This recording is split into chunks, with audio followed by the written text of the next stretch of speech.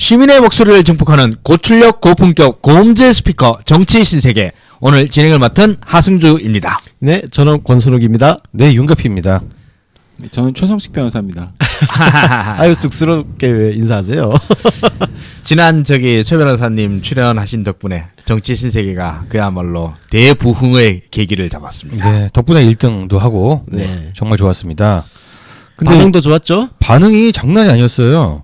사실 우리 최 변호사님이 나왔던 저주받은 걸작이 2개나 있잖아요. 그때는 댓글이 있긴 있었는데 악플이 많았다고. 얼마나 우리 최 변호사님이 상처를 많이 받으셨습니까? 그때 내용은 좋았는데. 그러니까 내용은 좋았는데 약간 재미가 떨어졌었나 봐요. 근데 이번에는 와, 댓글이 진짜 끝도 없이 올라왔죠. 네. 김승아님 이런 의견 주셨는데, 퇴근하면서 최 변님 정치 시세계 듣는데 망명 등 내내 웃다가 3년치 매출에 버스에서 조낸 개 터졌다. 이재희님, 일 마치고 퇴근길 차 안에서 들으며 빵 터짐용. 거기다 옥세권이라니. 내곡동 너란 동네는 진짜. 예. 이진경님, 저 어제 자려고 누워서 듣다가 빵빵 터졌어요. 옥세권 박 터질라 얼마 안 남았어요. 경쟁해주라 서로. 헤이즐러님, 최성식 변호사님 너무 쉽게 이해되게 설명 잘해주셔서 잘 들었어요. 너무 웃겨요. 고정 어떻게 안 될까요? 고정 됩니까? 반고정 한번 네, 하죠. 반고. 네. 랜드케이님, 에피소드 339번 최성식 변호사님 설명을 너무 잘하셔서 찾아 듣고 있어요. 예, 예. 찾아 들을만 합니다. 아직 안 들으신 분들 찾아 들으십시오. 339번입니다. 세르베루스 01님, 최승식 변호사님 정말 속이 시원하게 까주시네요. G가 포토라인에서는 그날 저도 밤새 한번 달리렵니다. 네, 룰리 1225님, 줄리 1225님, 영어라서. 네, 최성식 변호사님 짱 시원하게 풀어주셨음. 문꿀. 그리고 또 이런 의견들 많이 있었는데, 운동하다가 갈비였다 나갈 뻔했다. 이게 정치신세계에서 개그가 빵 터지면 꼭 나오는 표현입니다. 러닝머신 뛰다가 떨어질 뻔했다. 뭐 덤벨 들었다가 갈비 나갈 뻔했다. 이런 얘기들 최고의 칭찬입니다. 허리 조심하십시오. 네, 완전히 지금 뜨셨습니다. 네. 그래서 뜨신 분을 이 기회에 뽕을 뽑자 해가지고 네, 그렇죠. 또 불렀습니다. 게다가 지금 현재 벌어지고 있는 사법파동 이 문제에 대해서는 우리가 정말 틈만 나면 계속 다루고 이 그렇죠. 문제의 심각성을 갖다가 계속 알려야 되겠다는 이제 어떤 의미에서는 사명감도 들고 있습니다. 그래서 최 변호사님 다시 모셨고요. 먼저 첫 질문으로 단도직입적으로 여쭙겠습니다. 판사 블랙리스트 사건은 도대체 어떤 사건입니까? 예, 먼저 안내 말씀드리면 네. 이번 에피소드는 저번 에피소드처럼 그렇게 재밌진 않아요. 재밌진 않은데 정말 중요한 일이라서 네. 제가 사실 막 빵빵 웃길 수 있는 소재 자체는 아니죠. 네. 굉장히 슬픈 일이고 네. 굉장히 심각한 일이기 때문에 그렇죠. 먼저 미리 양해 말씀드리고, 블랙리스트 사건이 어떤 사건이냐면 법원의 판사님들을 몰래 사찰해서 그거를 계속 인수인계를 해왔고, 그 문서를 찾아보니까 우병우 민정수석하고 그 대법원 법원행정처 기조실장님하고 서로 판결에 관해서 의견을 주고받고, 또 그걸 나중에 확인해 보니까 우병우 민정수석 의견대로 판결이 절차가 진행이 됐던, 결과는 모르지만 진행이 됐던 그런 사건입니다. 그래서 처음에 어떻게 시작됐냐면 작년 2월에, 얼마 안 됐어요. 2017년 2월에 1년이 안 됐네요. 그죠? 그렇죠. 예. 1년이 안 됐습니다. 2017년 2월에 이탄희 판사님이라고 계신데, 그분이 법원행정처 기획조정실 기획 제2심의관으로 발령을 받으셨어요. 그런데 그분이 2월 14일 날 양형위원회 상임위원인 그 이규진 고등법원 부장판사님이라고 계시거든요. 근데 그분이 이탄희 판사님을 불러서 인계받은 컴퓨터에 보면 비밀번호가 걸려있는 파일들이 있다. 이 판사가 어차피 비밀번호 풀 거 아닌가? 그러면 거기 판사들 뒷조사한 파일들이 나올 텐데 놀라지 마라. 이렇게 얘기했다는 겁니다. 놀라지 말라? 어떻게 안 놀라? 그러니까 이 판사님은 그 말 듣고 놀라죠, 당연히. 그랬는데 그 다음날 이규진 상임위원님은 그 다음날이 2월 15일이었는데 인권법연구회가 법원행정처에 반발하는데 이에 반박하는 논리를 만들어서 전파를 해라. 이런 얘기를 하니까 이 판사님이 그걸 듣고 도저히 그냥 계실 수가 없어서 그 다음 날인 2월 16일 날 사직서를 제출하셨습니다. 와, 대단하신 분이네요. 강직한 분이네요. 진짜. 예. 이탄희 판사님은 지금도 다행히 사직서가 받아들이지 않아서 지금 법원에 아직 근무하고 계세요. 예. 그래서 그걸 이제 다른 판사님들이 알게 됐죠. 알게 되니까 전국 법원마다 판사회의 열고 그러니까 그 법원행정처 당시 그 차장님 임종원 차장. 차장. 지금 현재 변호사죠? 예예. 예. 직무에서 배제되고 그 조사위원회가 열려서 활동을 했습니다. 예. 근데 지금 그 보니까 그 이규진 부장판사 그 상임위원 같은 경우는 뒷조사한 파일들이 나올 텐데 놀라지 마요. 이 말 자체에서 예. 자기들이 한 행위에 대한 중대성을 알고 있었던 것 같아요. 뒷조사라는 단어를 아예 썼어요. 그 이제 1차 그 조사 결과에서는 예. 이규진 부장판사님이 뭐라 그러셨냐면 나는 그런 얘기를 한 적이 없다. 이탄희 판사가 잘못 기억하는 것 거다. 그랬는데 맨 처음에 작년 봄에 조사할 때는 컴퓨터를 열어보질 못했어요.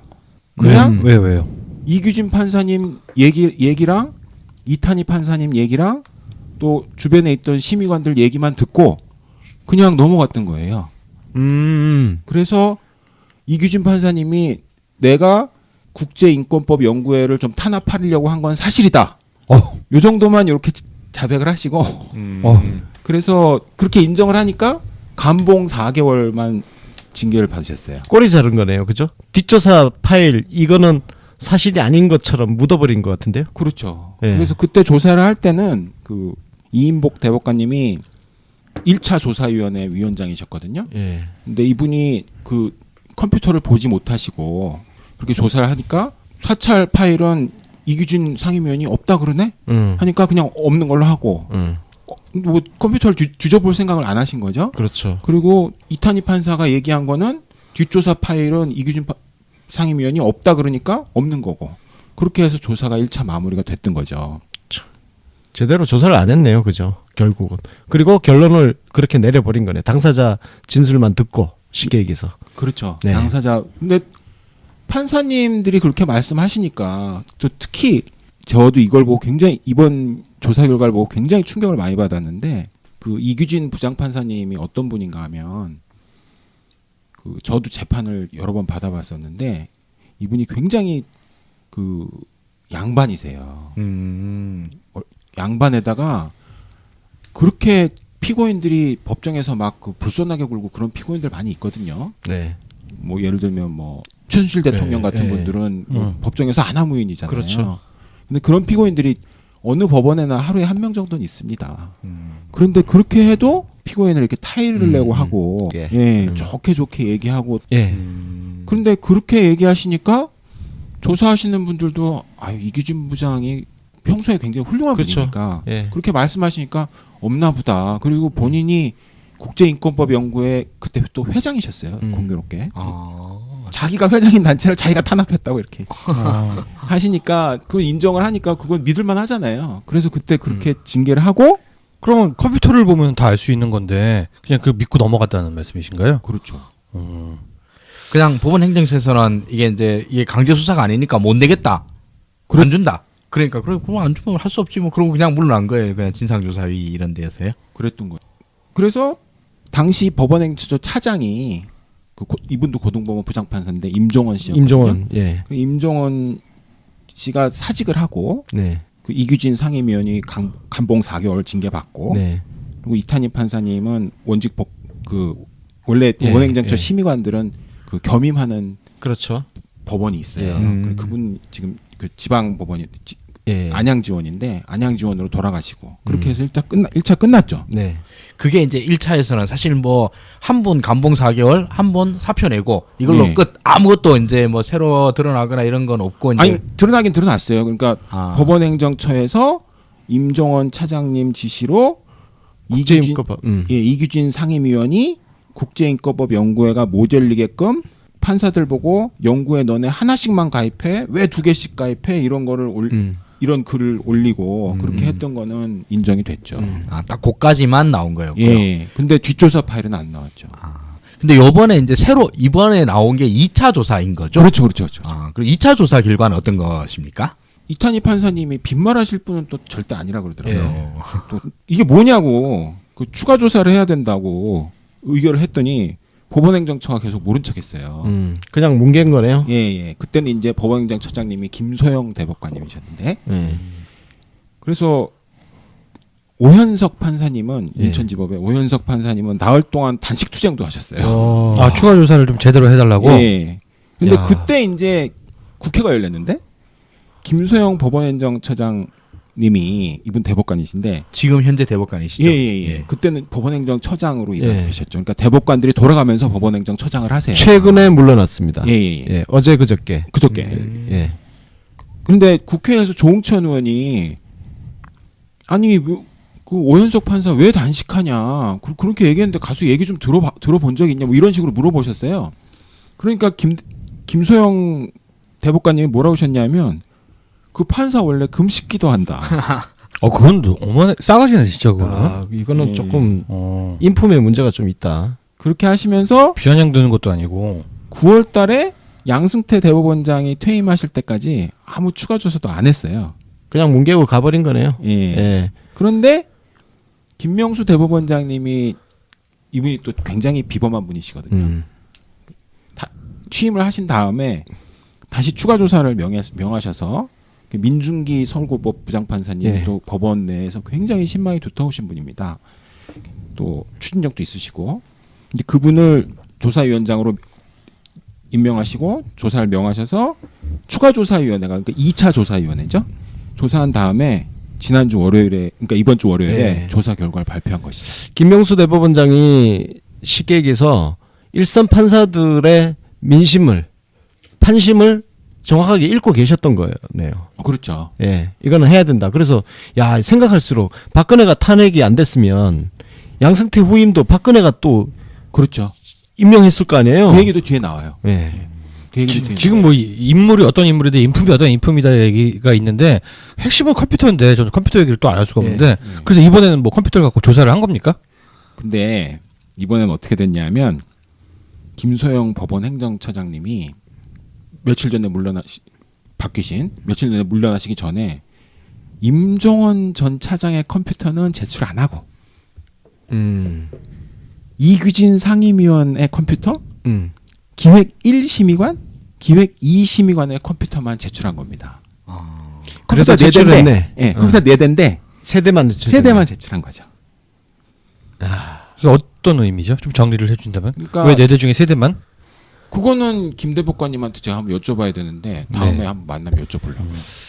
임종원 차장 컴퓨터가 거기가 그래도 좀 높은 분이니까 예. 거기에 더 중요한 자료들이 더 많이 있을 것 같아. 왠지. 거기가 왕건이 사실은 이제 임종원 차장님은 그 법원행정처의 그 대법관님 바로 아래 그 2인자 그렇죠. 격이시거든요. 근데 그분은 모든 자료가 다 원래 차장님 컴퓨터에 모였다가 차장님이 법원행정처장님한테 뭐 구두로 보고하시거나 뭐 이렇게 하실 거 아닙니까? 그러니까 그거를 조사위원들이 보면 안 될 것 같아서 안 주신 것 같긴 해요. 법원 행정처 차장이요. 굉장히 실세입니다. 그리고 그리고- 법원행정처 예. 차장이 대법관이 안 된 적은 몇 번 없어요. 없습니다. 거의 대법관 가는 코스예요. 예. 그럼 요번에 2차 조사에서는 컴퓨터를 제대로 뒤진 겁니까? 아니면은 일단 4대 중에 3대는 들어온 거지 않습니까? 그럼 예. 그 3대는 제대로 조사를 한 거라고 볼 수 있나요? 그게 또 이게 나라 거잖아요, 컴퓨터가. 그렇죠. 그 법원행정처 컴퓨터니까 일단 예산으로 구입했고 그리고 법원 청사 안에 있고 그리고 공무를 위해서 쓰잖아. 그리고 쓰는 사람들도 다 판사님들이야. 그렇죠. 그러니까 이거는 공용 재산이잖아요. 예. 그러니까 이거를 여기 안에 무슨 뭐 개인적 파일을 저장하거나 사생활에 관련 파일을 저장하면 원래 안 되는 거예요.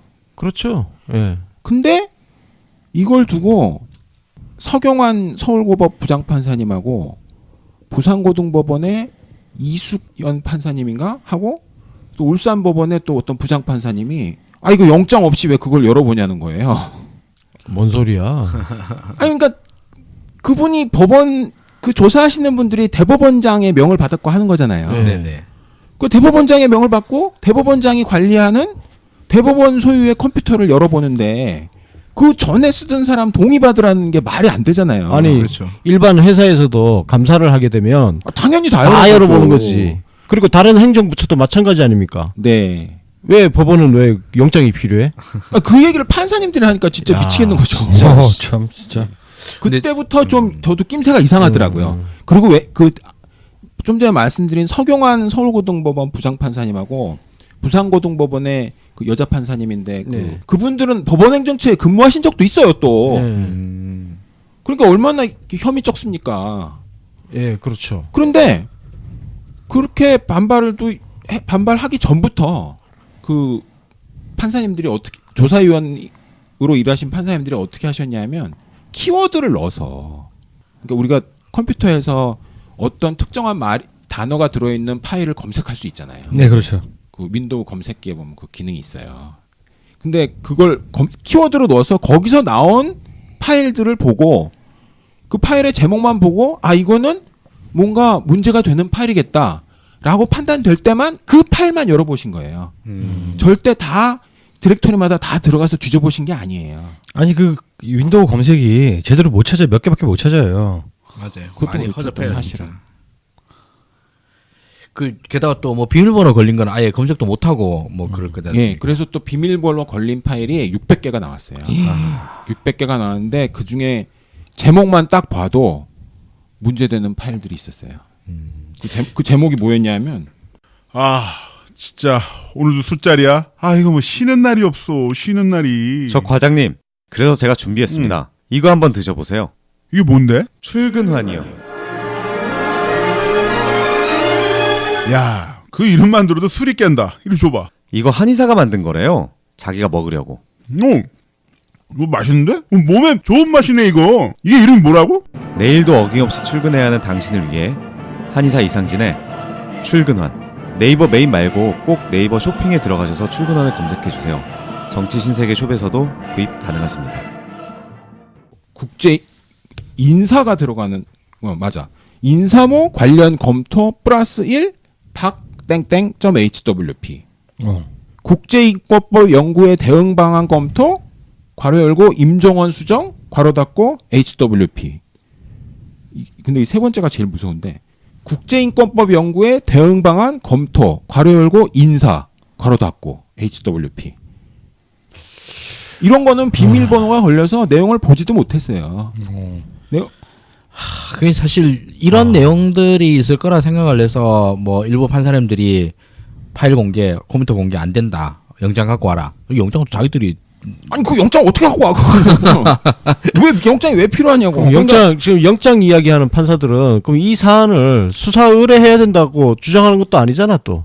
그러니까 네? 덮자고 하시는 것 같기도 하고 뭐 근데 보면은 항상 굉장히 그 이게 제가 이런 말씀 드려서 죄송한데 나쁜 지식인의 표시인데 그럼 이분들은 그 뒤에 대화를 안 해요.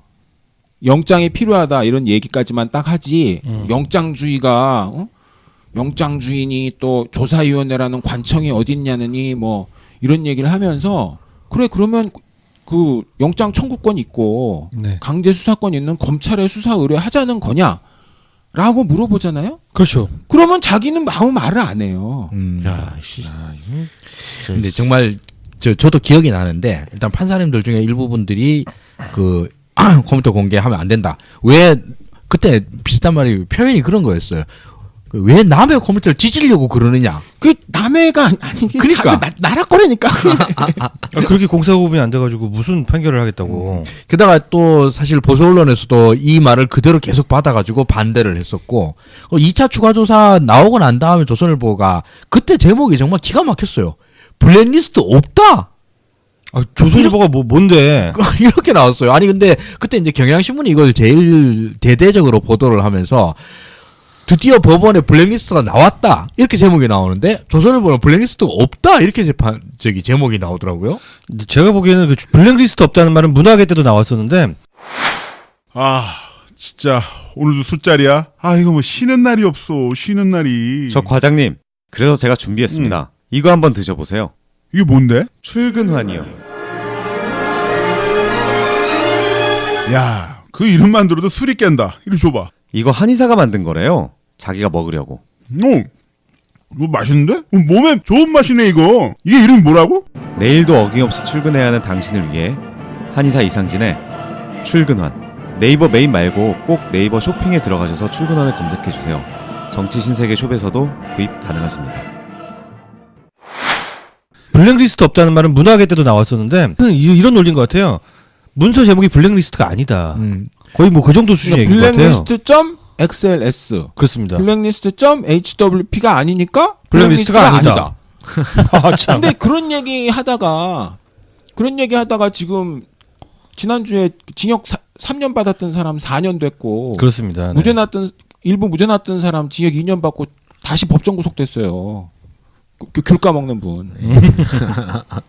아니 근데 그게 이제 없다고 왜 그러냐면 이게 제가 볼 때는 그 내용이 어떤 거냐면요. 찾아보니까 그러니까 딱 그 보고서를 보니까 동향, 인권법 그리고 판사 이름. 판사 이름은 뭐 오현석 판사님 또 송모 판사님 이렇게 그 인권법에서 활발히 활동하시고 또 상고법원을 많이 반대하신 분들이에요. 참호 판사. 동향 네. 입고로 사찰 아닙니까? 이건? 차성환 판사님 뭐 이런 분들. 네. 그래서 그러니까 키워드가 동향 인권법 오현석 차성환 뭐 이렇게 한 거예요. 이렇게 해서 검색을 해서 그 결과만 그것만 했는데도 인권법 연구회랑 학술 대회를 어떻게 하면 완화시킬 것인가. 이걸 판사님들이 연구한 거. 야, 대단하다. 또 판사회의 대표자를 선거로 뽑았거든요. 예. 재작년인가부터. 예. 그 선거에 그 박노수 판사님이라고 계신데 그분이 싫었나 봐요. 그 행정처에 근무하시는 분들이 그분이 되게 싫었나 봐요. 그분이 학생운동 하셨다는 이유로 싫어하시는 것 같더라고요. 그 내용을 보면 판사의 대표자 선거에 자기들이 원하지 않는 박 판사님을 어떻게 하면 떨어뜨릴 것인가. 어느 대항마를 내세우면 좋을 것 같아요. 뭐 이런 거 연구한 거. 판사들이 이건 뭐 이게 국정원이야. 이게 그러니까 이게 세 번째 법원 행정처가 국정원 하는 짓을 한 거네. 골 때리네요, 진짜. 그러니까 이제 제가 제 생각에 진짜 정말 저는 친법원 변호사예요. 저는 법원이 하는 얘기는 웬만하면 다 좋게 받아들이려고 노력하는 변호사입니다. 저도 그렇습니다, 사실.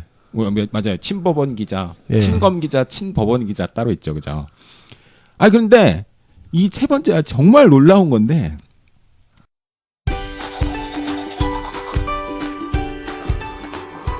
여보, 치약에 대한 2가지 착각이 있는데 알아? 치약에 대한 2가지 착각? 첫째, 거품이 많이 나야 잘 닦인 것 같다. 둘째, 매운맛이 나야 잘 닦인 것 같다. 그럼 거품 나고 매워야 잘 닦이는 게 아니라고? 당연히 아니지. 한 치약 회사가 합성 계면 활성제를 빼서 출시했더니 거품과 매운맛이 없어진 후 매출이 확 줄더라는 거야. 오히려 합성 계면 활성제는 치아 건강과 입냄새에 안 좋은데 말이지. 야, 완전 속았네. 그럼 무슨 치약을 쓰냐? 파인프라 치약. 파인프라 치약. 합성 계면 활성제는 물론 에탄올, 사카린, 인공양, 타르, 파라벤, 그리고 가습기 성분으로 논란됐던 CMIT, MIT도 뺐대. 나쁜 건 다 뺐어? 그럼 뭐가 좋은데? 특허 2건에 기이한 고유한 기술로 프라그 제거와 시린이 구취에서 탁월한 효과를 준대. 그럼 사줘. 장바구니에 담아놨다. 질러. 당장 사야겠네. 파인프라 치약. 정치 신세계 샵에서 만나보세요.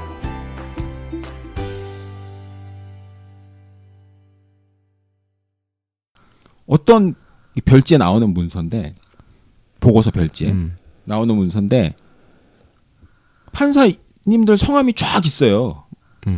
성함 쫙 있는데 어떤 판사님은 이름이 빨간색이야. 헐. 어떤 사람은 이름이 파란색이야. 그리고 나머지 판사님들은 이름이 까만색이야. 그리고 옆에 비고란에 이 사람은 옛날에 우리법 연구를 했던 사람임. 또 이 사람은 옛날에 또 학생운동을 한 적이 있음. 또 이 사람은 밖에 사회활동을 전혀 안 하고 주변에 신망이 두터운 판사임. 이런 식으로 성향을 쫙 분류해놨어요. 이래도 블랙리스트가 없다고 신문 제목을 내면 어떡해요? 정확히 그게 블랙리스트죠. 그게 블랙리스트야. 근데 사실 이전에 그 행정부의 블랙리스트로 인해 가지고 김기춘이나 조윤선이 구속이 되고 실형을 받았습니다. 근데 사실 이것도 판사의 블랙리스트를 만든 거니까 이것도 형사처벌되는 사항으로 볼 수 있지 않습니까? 그럼요. 이렇게 판사들의 성향을 파악해서 보고하라고 지시를 했으니까 하셨을 거 아니에요. 네네. 그렇죠. 그럼 그 지시하는 거는 직권남용죄가 되고 또 이분 개개인의 정치적 성향이나 또 사상, 신조 이런 거를 사람 이름 뒤에 비고란에 쫙 적어가지고 정리해서 관리했잖아요. 네네. 그러면 그거는 개인정보법 위반이 돼요. 개인정보보호법 위반죄가 돼요. 굉장히 형이 무거워요. 사찰을 행한 사람은요? 사찰을 행한 사람도 마찬가지로 그 문서를 작성한 사람들 예. 그 사람들도 다 개인정보보호법 위반죄는 되죠. 네. 사찰을 시킨 사람은 직권남용죄가 되고. 그 사찰한 사람들이 실행한 사람들이 지금 거점법관? 예. 거점법관으로 이름이 지금 나오고 있잖아요. 그게 그 이제 실제로 그렇게 거점법관으로 이름을 쓰고 그렇게 활동을 한 거예요? 이 새로 나온 용어입니까? 아니면은 뭐 원래 그 밑에서 쓰이던 용어인가요? 거점법관이라는 말은 그 제가 15년 됐는데 이번에 처음 들었고요. 근데 이게 어디 나오냐면 2016년 얼마 되지도 않았어요. 8월 24일에 그 기획조정실이 작성한 파일에 나오거든요. 거기 나오는데 그 정은호 사태 일어나고 막 네. 최유정 변호사가 막 그 수임료 너무 많이 받고 이래서 사법부에 대한 불신이 심각하니까 네. 진짜 실제로 이건 나오는 말이에요. 주기적 점검 대상으로 법관의 업무뿐만 아니라 법원행정처 심의관 출신 판사 등 신뢰할 수 있는 판사를 거점법관으로 삼아서 다른 판사들이 뭐 어떤 행동을 하는지 법관들이 가입한 다음 카페 또 여성 법관들이 가입한 유스티티아라는 카페 문제될 가능성이 많은 법관의 페이스북 등 SNS를 그 거점법관님들이 꾸준히 보시고 그 정보를 정리를 하는 거는 모니터링하고 정리하고 그렇죠. 그래서 그거를 이제 법원행정처에서 계속 알고 있자. 기획조정실에다가 보고하는 거지. 그렇죠. 아, 그러니까 그분들이 거점 법관을 뭘로 정의하셨냐면 법원행정처 심의관 출신 판사 님들 같이 신뢰할 수 있는 판사를 통해서 다른 판사들을 감시시키자고 하신 거죠. 야, 이건 법원행정처가 그냥 하나의 패거리 집단이 된 거네요. 아니 말이 좋아 거점법관이지 이건 뭐 그냥 프락치 아닙니까 그냥. 오 담당관제 같은 거잖아. 기무사 프락치지. 같은. 조직 내에 프락치 심은 건데. 야, 동료 법관이 동료를 사찰하는 거 아니야? 전 정말 제일 이해가 안 되는 것 중에 하나가 뭐 여기서 거점법관 제도가 실제로 실행이 된 거지 않습니까?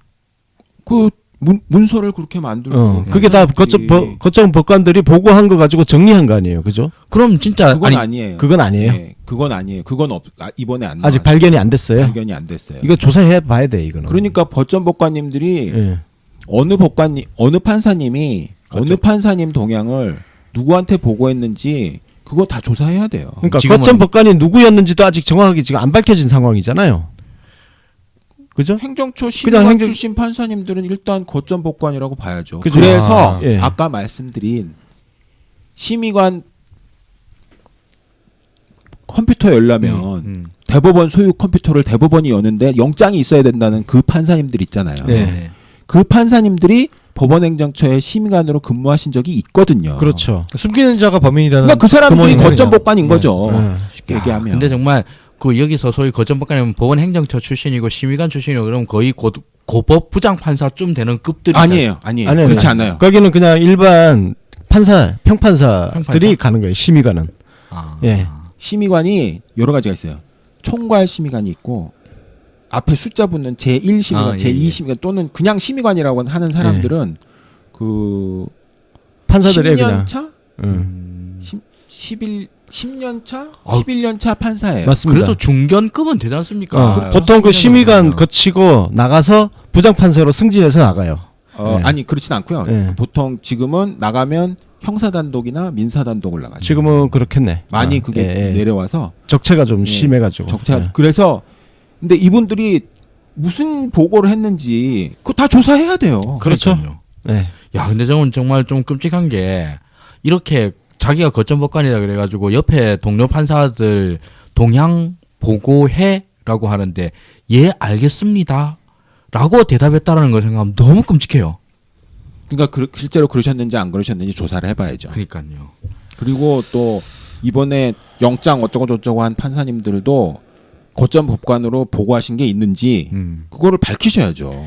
사실 이런 문제로 해가지고 최초로 이거에 대해서 반기를 든 게 이게 그 맨 처음에 말씀하신 이탄희 판사님이라고 하셨나? 예. 그분이 충격을 받으신 최초의 판사님이고 이걸 최초로 공개하신 거잖아요. 그렇죠. 그 원래 그 법원행정처 심의관 인사를 어떻게 하냐면 이탄희 판사님이 제2심의관으로 발령되셨잖아요. 네. 그분이 내년에 제1심의관이 되고 다음에 또 판사님을 한 명 발탁해서 네네. 또 제2심의관을 시키는 식입니다. 그러니까 이탄희 판사님이 2심의관으로 발령을 받으셨을 때 1심의관으로 발령받으신 판사님은 작년에 네. 2심의관이셨어요. 그렇죠. 그러니까 그런 그때- 식으로 계속 인수인계하면서 이 그동안 쭉 판사님들이 열 몇 분 돼요. 예. 그 열 몇 분들이 이 문서에 지금 조사 결과에 나온 걸 보면 최소한 5분의 판사님이 그런 행동을 하셨어요. 이런 문서의 존재를 알고 이게 이 가지는 의미까지 알고 판사님들이 모르실 리가 없죠. 이게 판사 뒷조사하는 거라는까지 다 알고 있었음에도 불구하고 아름답게 인수인계가 이루어져 왔다. 그냥 진짜 굉장히 사무적으로 인수인계가 이루어지다가 양식 있는 판사님 한 분이 드디어 나온 거. 그렇죠. 네 분은 적어도 네 분, 분이라고 하고 싶지도 않은데 네 명은 이 문서를 작성한 사람들이에요. 그리고 그 중에 한 명은 지금 재판하고 있어요. 이런 판사님들 지금 뭐 저기 판사직 물러나시고 뭐 변호사를 개업하더라도 잘 먹고 잘 사시는 거 아닙니까? 정관 이후 받고 그게 법원행정처 근무하신 판사님들이 굉장히 그 프라이드가 세세요. 자기는 엘리트대 엘리트. 예. 예. 그런데 법원행정처 근무했던 판사님이 어떤 한 분이 이건 제가 직접 들은 건데 법원행정처에 근무를 해본 판사가 대졸이면 그냥 판사는 고졸이다 이래요. 그 정도야? 그리고 또 무슨 얘기까지 이건 제가 한 사람 건너서 들은 건데 다른 판사님한테 이렇게 얘기했다 그래요. 법원행정처 출신 판사, 심의관 출신 판사는 정관예우도 세게 받는다 이렇게 얘기까지 했다 그러더라고요. 끔찍하다 진짜. 왜냐하면 저한테 얘기해준 판사님이 뭐 법원 심의관 출신은 아니시지만 자기가 심의관 출신한테 이런 얘기를 들었다라고 저한테 하소연을 하시길래 저도 알아요. 그런데 이분들이 하신 행동이 이게 굉장히 범죄잖아요. 네. 이 범죄이기 때문에 일단 만약 실형을 받으면 실형 끝난 날부터 5년 동안 또 집행유예를 받으면 집행유예 기간 끝난 날부터 2년 동안 변호사를 못하게 돼 있어요. 그리고 꼭 형사처벌을 안 받더라도 공무원 재직 중에 위법행위로 인하여 그 형사소추 또는 징계 처분을 받거나 아니면 위법행위와 관련하여 퇴직한 자로서 관련만 되면 돼요. 네. 네. 변호사 직무를 수행하는 것이 현저히 부적정하다고 인정이 되면 등록을 거부할 수 있다고 돼 있으니까 등록 거부 이제 변협이 등록 거부하는 말이죠. 변호사협회에서 등록 거부할 수 있다 돼 있기 때문에 변호사 개업을 막을 수 있는 길은 있어요. 그 아까 말씀하신 데 1차 조사 결과 나오고 난 다음에 그 임종헌 차장님이 사표를 냈다 그랬었지 않습니까? 예, 맞아요. 그럼 그 사표 낸 임종헌 차장님은 지금 변호사를 하고 계시는 건가요? 아니면 그게 하고 계세요. 변협이 그러면 등록을 받아줬다는 말이네요. 그러면은요. 그게 저도 변호사로서 굉장히 좀 안타깝고 아쉬운데 변호사협회에서는 등록 거부 의견으로 심사를 했어요. 근데 이런 어떤 사람을 변호사로 등록시켜줄 것인가 말 것인가를 심사하는 등록심사위원회라는 기관이 변호사법에 나오는 법률상 기관인데 그게 대한변협 안에 있어요. 근데 그거는 변호사들만 있는 게 아니에요.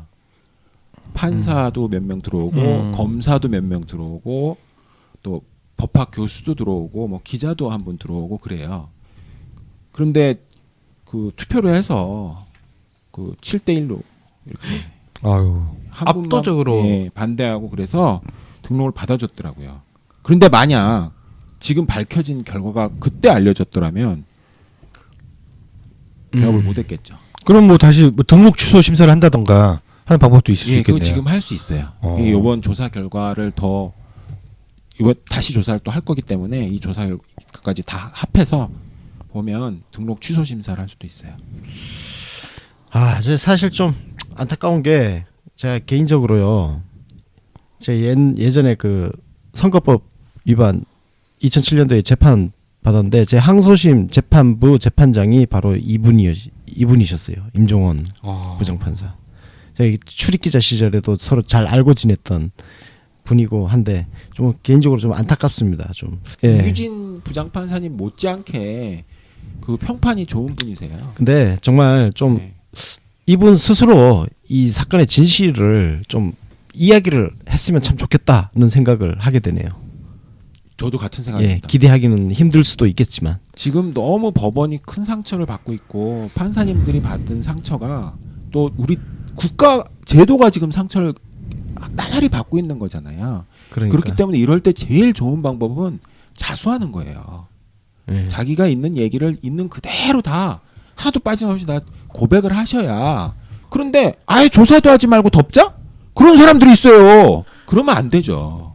이게 이제 문제가 된 게 원세훈 사건 판결 있지 않습니까? 네. 이게 이제 1심, 2심 넘어가서 엎치락뒤치락하고 이러면서 그 대법원이 이건 심할수를 쓴 거 아니냐 이렇게 평가를 하시는 분들도 있더라고요. 이게 어떤 의미를 가지는 건지. 지난주에 원세훈 씨가 그 처음 기소됐을 때 네네. 1심에서 정치 관여는 했지만 선거 개입은 아니다. 이런 판결을 받았던 건 말씀드렸었죠. 네네네. 그러니까 예. 술은 마셨지만 음주운전은 아니다. 그 말이 대법원 문건에 나와요. 어, 이 법원행정처가 보고한 문건에 나와요. 그런데 그 이후에 2심에서 그 김상환 판사님이 그 정치 관여도 맞고 선거 개입도 맞아. 이렇게 해서 징역 3년 선고됐었거든요. 예. 그래서 법정 구속이 된 게 2015년 2월 9일이에요. 그렇죠. 3년 됐다 그죠. 예. 그런데 그 바로 다음 날 작성된 문서가 하나 나왔어요. 2005년 2월 10일 날 작성된 문서에 뭐라고 나오냐면 첫째, 판결이 선고되기 전에 그 김상환 부장님 재판부 있잖아요. 그 재판부의 동향을 파악했어요. 그 경위하고 파악한 내용이 나와요. 또 내용은 지금 공개돼 있네. 내용은 지금 공개 안 돼 있어요. 있고. 그거는 뭐 판사님들 사생활을 뭐 팠나 보죠. 예. 둘째는 판결 선고 이후에 외부의 여론 동향을 이렇게 쫙 정리를 해놨어요. 이 사람 진짜 판사님들이 이런 거 하면 안 되는 거 아닌가? 그 다음에 또 판사님들이 그 사건을 보도가 많이 됐으니까 보고 또 속 시원하다 뭐 이렇게 막 그 댓글을 많이 다셨어요. 판사님들이. 예, 코트넷에 예. 법원 내부 계시에 댓글을 달았어요. 그 댓글을 또 누가 뭐라 그랬다 쫙 적어가지고 하신 거예요. 야, 그 우리 칠판에 누가 떠들었어요. 그 적어놓는 거 생각났네. 근데 진짜 예. 그거 황당한 얘기죠. 그리고 왜냐하면 그 잠깐 엉켰는데 예. 그 선거 개입은 아니고 정치 관여는 맞다 요 판결 있잖아요. 그 판결 보고 김동진 부장판사님이 지록 위마의 판결이라고 비판했다가 맞아요. 징계 받았잖아. 정직 6개월인가 받으셨어요. 말 한마디로? 진짜 판사가? 예, 인터넷에 글 썼다고. 코트넷에 글 그러니까 썼다고. 쉽게 해서 판결을 비판했다고. 비판했다고. 동료 판사의 판결을 비판했다고 그거를 징계를 정지. 굉장히 세게 받으셨어요. 야. 근데 그랬는데 이렇게 징역 3년이 딱 선고되니까 그 징계 받는 거를 보고 마음 아팠던 판사님들이 얼마나 속이 시원하셨겠어요. 그러니까. 그래서 정의는 살아있다 뭐 이런 식으로 댓글 달렸어요. 근데 그거를 이 법원행정처 심의관님들이 다 받아 적어가지고 그 보고 문건으로 올린 거예요. 야, 아니 진짜 여기서 이 새끼들이라는 표현이 나올 수밖에 없는데 법원 행정처에 있었던 그 심의관이라는 새끼들이 진짜 일선 법관을 개돼지로 보고 있었던 거야. 그렇게밖에 생각이 안 돼. 아니 그 자기들하고 다른 세계를 사는 사람이라고 보는 거지. 동료 법관의 판결을 비판했다고 정직이 6개월이면 동료 법관의 동향을 파악하고 염탐하고 이걸 외부기관 청와대에다 보고까지 한 사람은 이게 뭐 그냥 파면이지. 예, 비례로 하면 파면은 거의 사형 수준이겠습니다. 진짜. 판사는 파면이 안 되지. 판사는 탄핵 되잖아요. 탄핵만 할 수 예. 있어요. 아이씨 진짜. 근데 더 충격인데 이제 아직 충격적인 건 안 예. 나왔어요. 아이씨 벌써 충격 받았는데. 예, 더 더 해보세요. 충격인데 항소심 판결 선고 전에는 이것도 그대로 제가 베껴온 거예요. 청와대 문의에 대해 우회적, 간접적으로 항소심 담당 재판부의 동향을 파악하려고 노력하고 있다는 내용을 알렸고 네. 판결 선고 후에는 청와대의 희망에 대해 사법부의 입장을 상세히 설명했다는 내용과 함께 우병우 민정수석이 딱 그렇게 나와요. 우병우 민정수석이 이론까지 그냥 딱 예. 찍었어요. 큰 불만을 표시하면서 상고심 절차를 조속히 진행하고 전원합의체에 회부해 줄 것을 요청했다는 말하고 곽병훈 법무비서관은 전원합의체 회부는 오히려 판결 선고 지연을 불러올 가능성이 있지 않을까요? 이런 의견을 피력했다는 말까지 나와요. 아 진짜 다들 앉아서 법을 가지고 노네. 아이고. 참담하다. 그런데 그 문건 뒤에는 뭐라고 나오냐면 또 이거 읽어드릴게요. 상고심 판단이 남아 있고 청와대의 국정 장악력이 떨어지고 있는 국면. 화살표? 그러니까라는 뜻이겠죠. 화살표. 발상을 전원하면 이제 대법원이 이니셔티브를 줄 수 있음. 상고심 처리를 앞두고 있는 동안 상고법원과 관련한 중요 고비를 넘길 수 있도록 추진을 모색하는 방안 검토 가능. 이렇게 적어놨어요.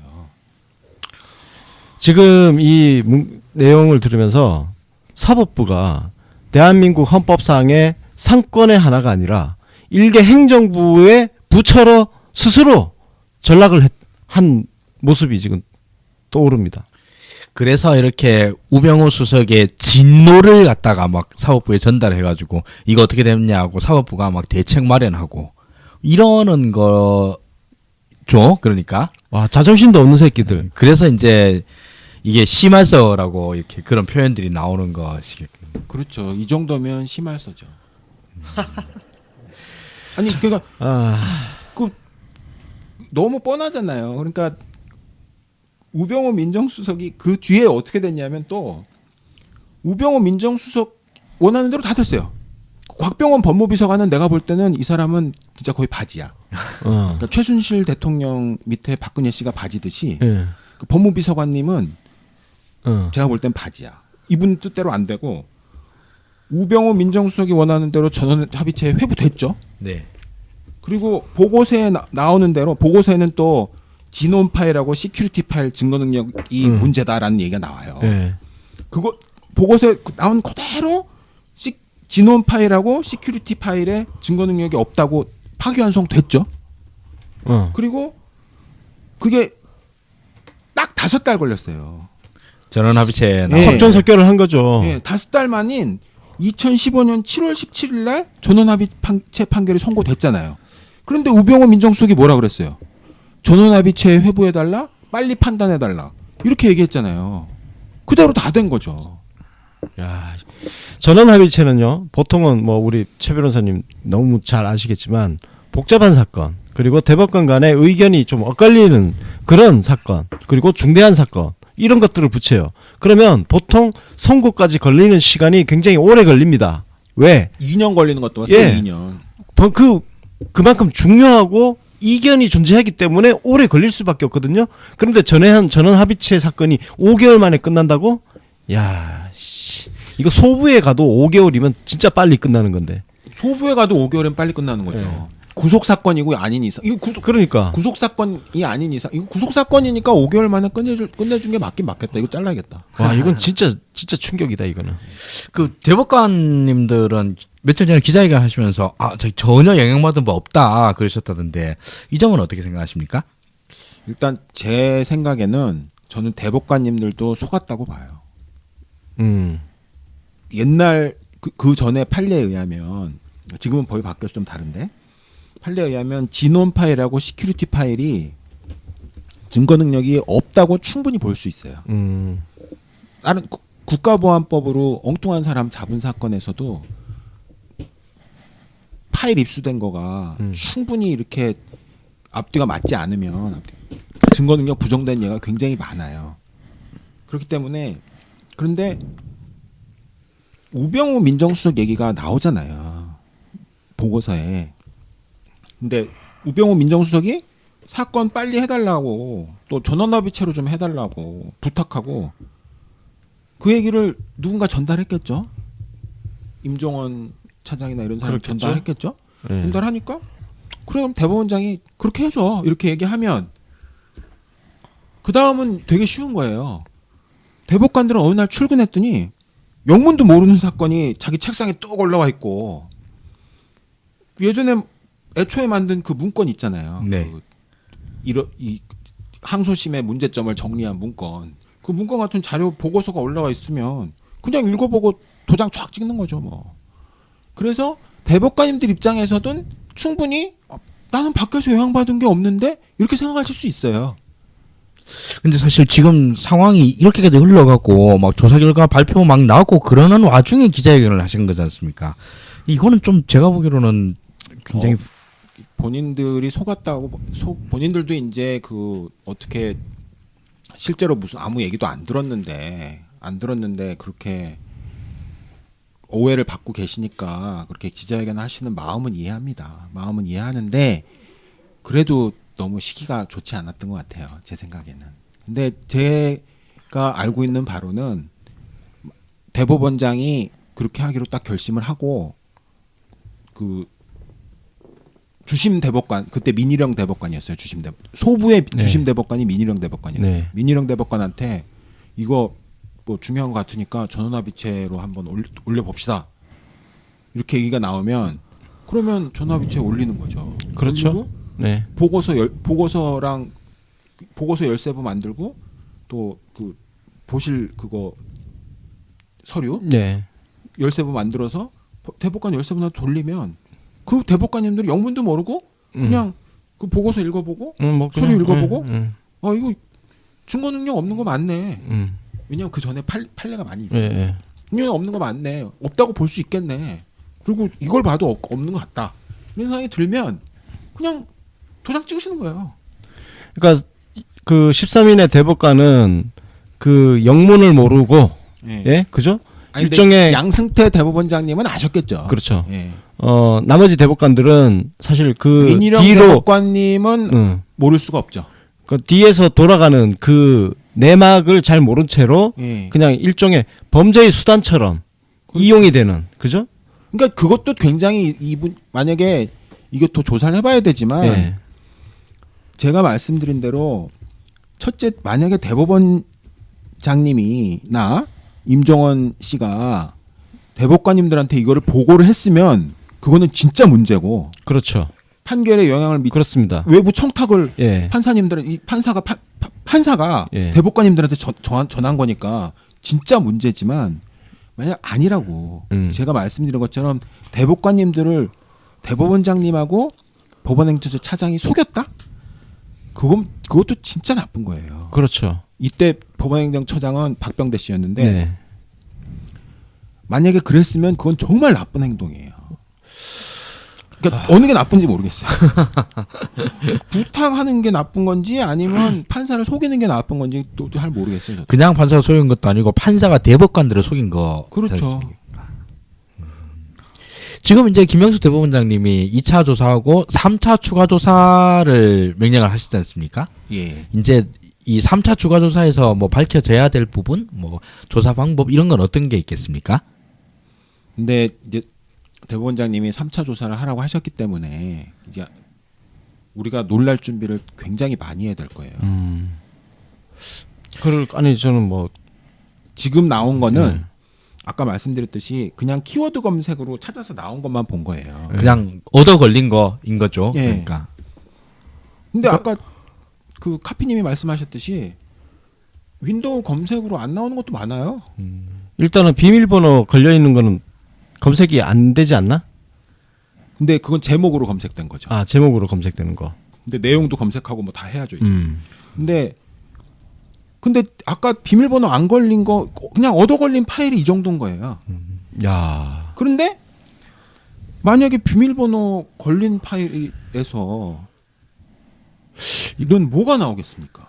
지금 사실 그러면 이거네요. 판도라의 상자는 아직 열리지 않았다. 그렇죠. 그죠? 그리고 지금은 기획 1심의관, 기획 2심의관, 그리고 양형위원회 상임위원 이규진 부장판사 PC만 열어본 거잖아요. 그렇죠. 근데 이분들은 쉽게 얘기하면 기조실 또 기획조정실에 거의 한정돼 있는 거잖아요. 네. 그러면 나머지 이제 뭐 송무심의관실이라든지 거기다 무슨 짓 했는지 우리가 알 수가 없는 거죠. 나머지 부서 그죠? 예. 그분은 법원행정처 차장이셨으니까. 네. 그러니까 그 결국 임종원 전 차장 예, PC를 열어야 되겠네요. 그렇죠. 네. 그리고 비밀번호 그냥 뭐 비밀번호 부르라 해서 비밀번호 받든가 아니면 뭐 저기 외부 회사 불러가지고 풀든가 뭐 무슨 수를 쓰든지 간에 비밀번호 다 풀어가지고 조사를 해야 되는 것이겠고요. 그 푸는 건 쉬워요. 그러니까 비밀번호는 그냥 다 풀 수 있잖아. 그 전산 담당관실 있으니까. 뭐 와가지고 전산 풀면 되지 않나? 담당관실에서 풀 수 있을지 모르겠는데 HWP에 비밀번호 걸린 거는 푸는 거 되게 쉬워요. 그거 풀어주는 업체도 있고. 아이고 진짜 참. 이게 지금 이 사건을 바라보는 우리도 뭐 한숨만 나오고 참 어찔어찔한데요. 이게 정작 그 사건의 당사자인 판사님들 같은 경우에 이 심리적 충격이 어마어마하실 것 같은데 일선 판사님들 여론은 어떻게 진행이 되고 있습니까?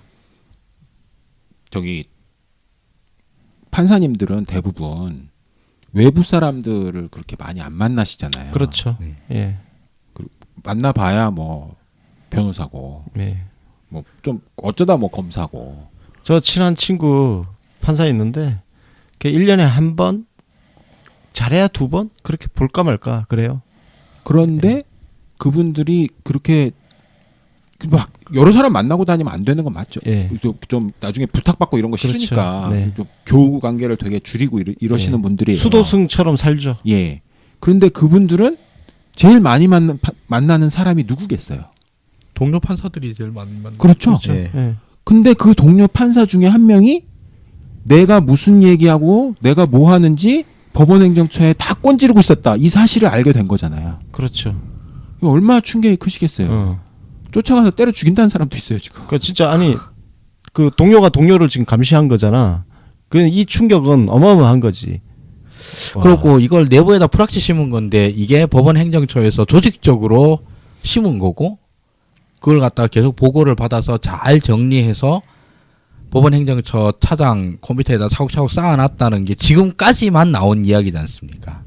법원에 그걸 실제로 보고를 받아서 관리 방안이었거든요. 그러니까 정보 수집을 활성화하자는 내용의 내용의 어떤 성격이었어요. 기한문 성격이었는데 실행됐는지 또 실행된 결과물이 있는지 그런 거는 임종원 차장 PC를 조사해 보면 알 수 있겠죠.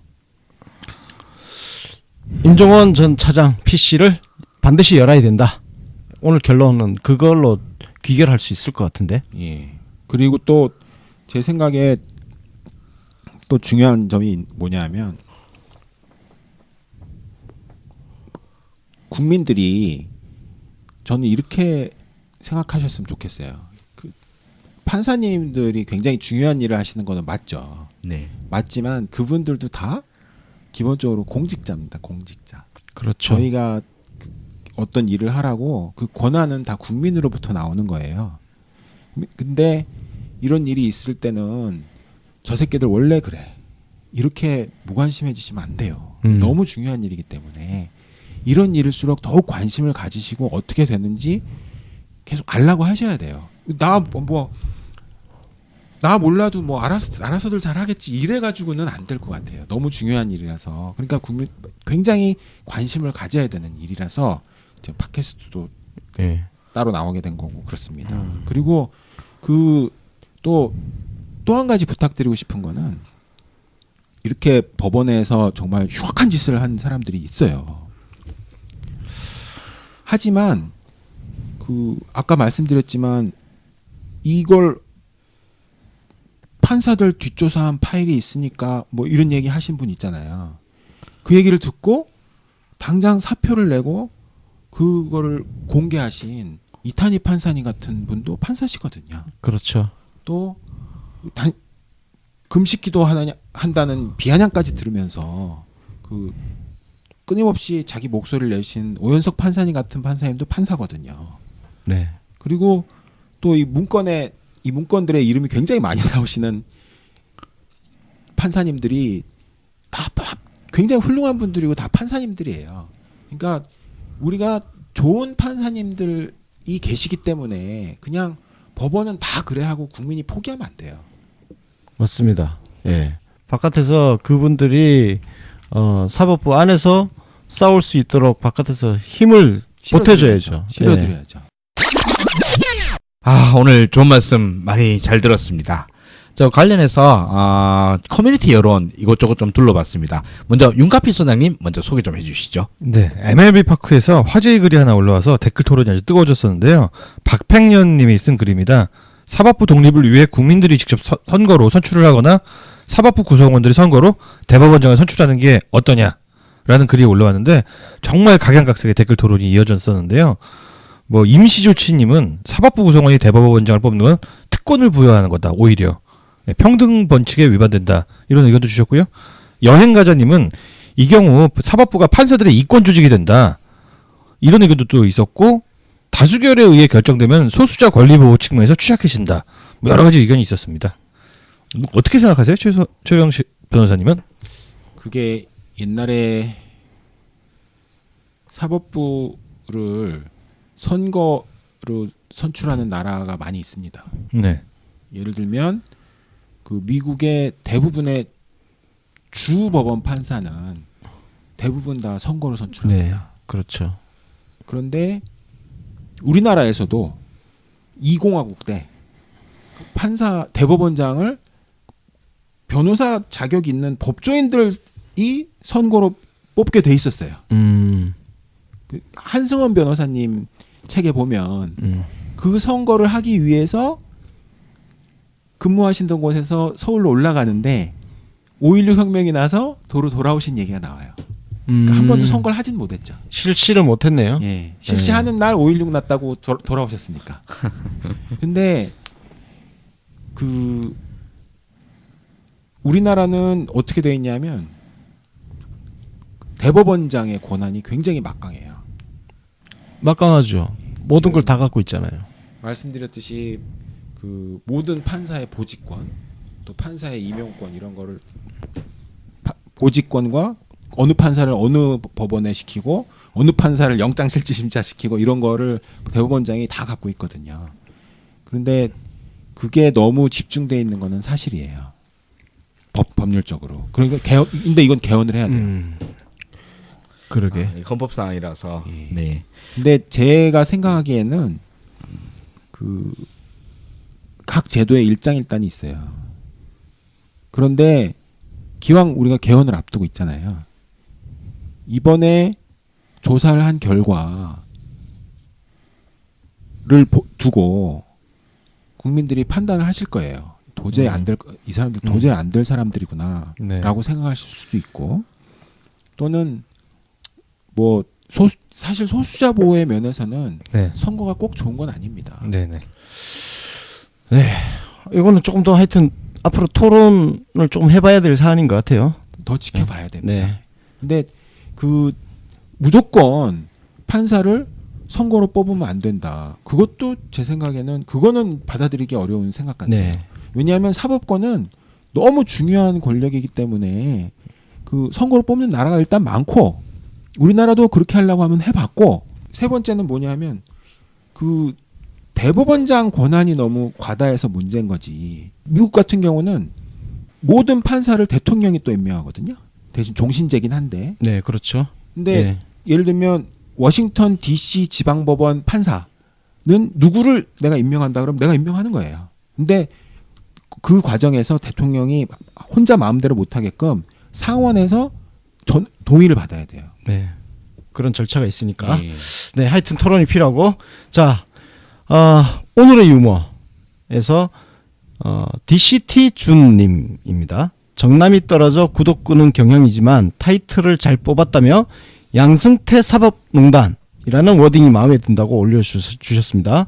이거하고 비슷한 의견으로 주진우 기자가 사용한 사법부의 김기춘이라는 워딩도 찰지다는 평가가 이어지고 있더라고요. 네. 네, 그리고 루리웹의 브라더진님, 총선에서 새누리가 이겼으면 아마 더 했겠지. 총선에서 새누리가 대피하니까 몸살인다고 한 게 이 정도면 양승태는 진짜 선을 넘어도 너무 넘었다. 이렇게 의견 주셨습니다. 뽐뿌에서는 사법부 블랙리스트 의혹 검찰 수사 청원합니다. 라는 청원이 한창입니다. 청와대 청원이죠. 그러니까 뽐뿌는 이거 외에도 나경원 의원 관련한 청원도 다양하게 올리고 있고요. 뽐뿌의 대사가 청원 열심히 올리가 봐요. 그래서 뽐뿌에서 먼저 만든 청원들이 다른 커뮤니티로 이어지는 그런 경향들 보여주고 있습니다. 그래서 다 같이 연대해서 참여하고자 저희 팟빵 공지사항에 아예 칸을 하나 만들었어요. 청와대 국민청원 함께 합시다라는 게시를 올려놨고요.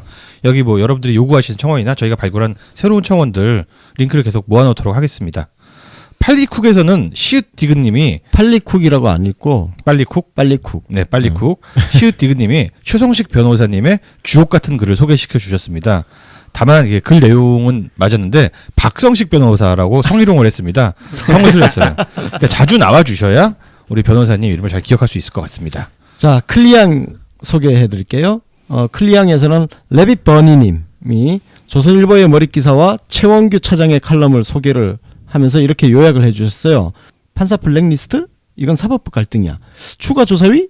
판사 뒷조사 문건이 들어있다는 의혹을 받은 법원 행정처 판사들의 컴퓨터를 당사자 동의 없이 강제로 개봉했다. 영장 없이 판사 사무실 서랍을 뒤진 것이나 마찬가지지. 이건 양승태 전 대법원장의 프라이버시권 침해를 저질렀어. 추가 조사위원회가 비밀 침해죄 소지가 있다는 지적이 여러 번 나왔지만 이들은 아랑곳하지 않았다. 전임 양승태 사법부에 대한 증오가 깔려 있지 않다면 이런 짓을 할 수 없다.